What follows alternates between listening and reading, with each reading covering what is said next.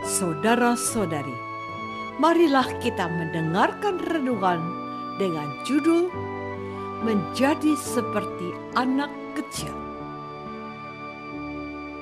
yang berdasarkan pada Injil Markus bab 9 ayat 36 dan 37a. Maka Yesus mengambil seorang anak kecil dan menempatkannya di tengah-tengah mereka.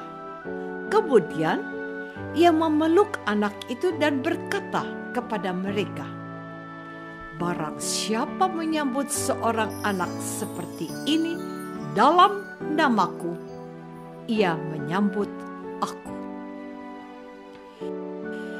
Dalam nama Bapa dan Putra dan Roh Kudus. Amin. Saudara-saudari terkasih dalam nama Tuhan Yesus Kristus. Bacaan Injil pada hari ini menceritakan bahwa Yesus dan murid-muridnya berangkat dari situ dan melewati Galilea, dan Yesus tidak mau hal itu diketahui orang, sebab ia sedang mengajar murid-muridnya. Ia berkata kepada mereka, "Anak manusia akan diserahkan ke dalam tangan manusia, dan mereka akan membunuh dia. Dan 3 hari sesudah ia dibunuh, ia akan bangkit." Mereka tidak mengerti perkataan itu, namun segan menanyakannya kepadanya. Kemudian tibalah Yesus dan murid-muridnya di Kapernaum. Ketika Yesus sudah di rumah, ia bertanya kepada murid-muridnya, "Apa yang kamu perbincangkan tadi di tengah jalan?" Tetapi mereka diam, sebab di tengah jalan tadi mereka mempertengkarkan siapa yang terbesar di antara mereka. Lalu Yesus duduk dan memanggil ke-12 murid itu. Katanya kepada mereka, "Jika seseorang ingin menjadi orang yang terdahulu, hendaklah ia menjadi yang terakhir dari semuanya dan pelayan dari semuanya." Maka Yesus mengambil seorang anak kecil dan menempatkannya di tengah-tengah mereka. Kemudian ia memeluk anak itu dan berkata kepada mereka, "Barang siapa menyambut seorang anak seperti ini dalam namaku, ia menyambut aku. Dan barang siapa menyambut aku, bukan aku yang disambutnya, tetapi dia yang mengutus aku." Saudara-saudari terkasih, ada 2 inti bacaan Injil hari ini. Pertama, tentang kesengsaraan, wafat, dan kebangkitan Yesus.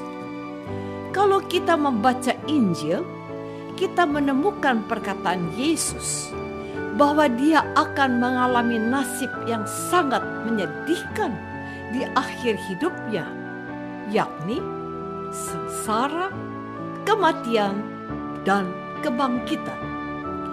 Bahkan Yesus menceritakan atau mengucapkan kalimat yang sama sampai 3 kali dan dalam waktu yang berbeda. Angka 3 adalah angka yang sangat penting, angka sempurna. Artinya sengsara, wafat, dan kebangkitan Yesus sangat penting dan menyempurnakan seluruh karya dan pelayanan Yesus dalam upayanya menyelamatkan umat manusia dari dosa. Bahkan ratusan tahun sebelum Yesus lahir, sudah ada nabi yang sudah meramalkan kesengsaraan, wafat, dan kebangkitan Yesus. Dan dengan cara menceritakan secara berulang-ulang sampai 3 kali, Tuhan Yesus mengharapkan para murid memahami tugas perutusan Yesus. Saudara-saudari terkasih, bagian kedua yang menjadi inti dari bacaan Injil pada hari ini adalah perselisihan di antara para murid. Perselisihan mengenai siapa yang terbesar di antara para rasul sangat menyedihkan dan memprihatinkan. Ibarat seorang ayah yang sedang sakit, sementara anak-anaknya sibuk berebut harta warisan. Artinya, para murid tidak peka terhadap situasi yang Yesus hadapi.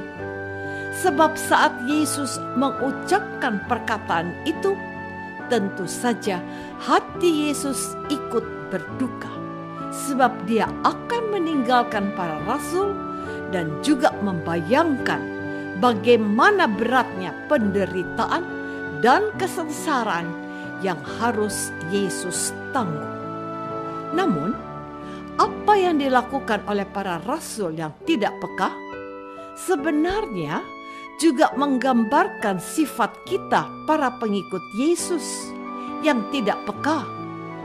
Yesus sudah berkorban di atas kayu salib, tetapi kita sering membuat Yesus sedih dengan dosa dan kejahatan yang kita lakukan dari hari ke hari.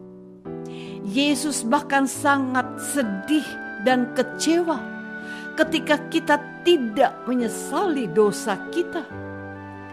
Demikian pula di masa COVID-19 ini, Yesus tentu sedih dan kecewa kalau kita menunjukkan kehidupan yang mewah sementara banyak saudara-saudari kita yang hidup pas-pasan bahkan menderita karena tidak memiliki pekerjaan.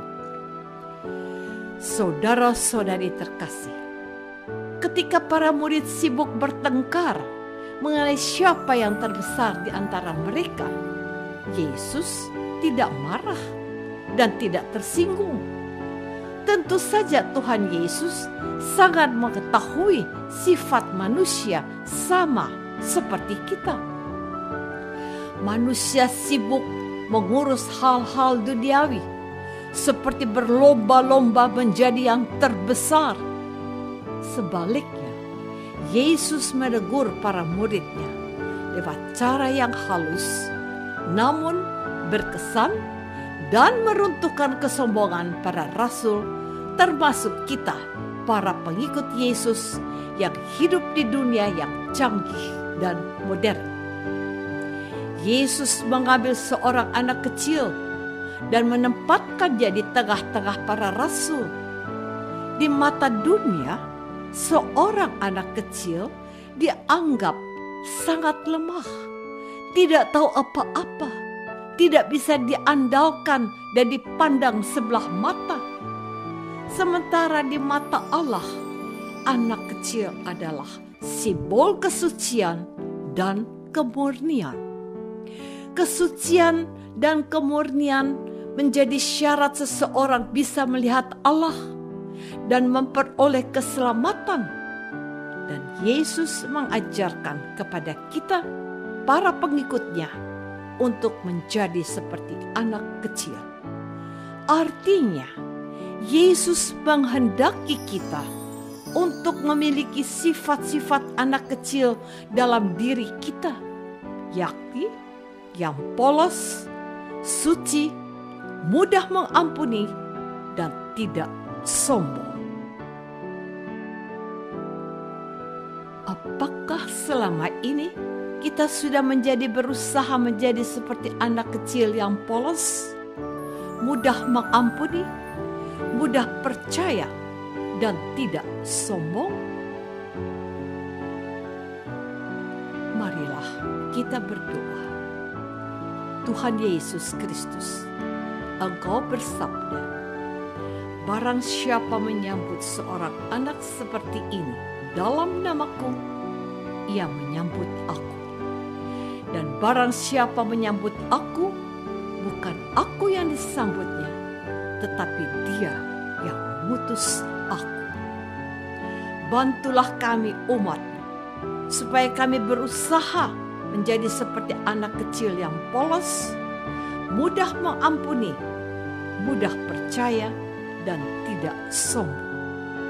Doa ini kami persembahkan dalam nama-Mu, Tuhan dan pengantara kami. Amin.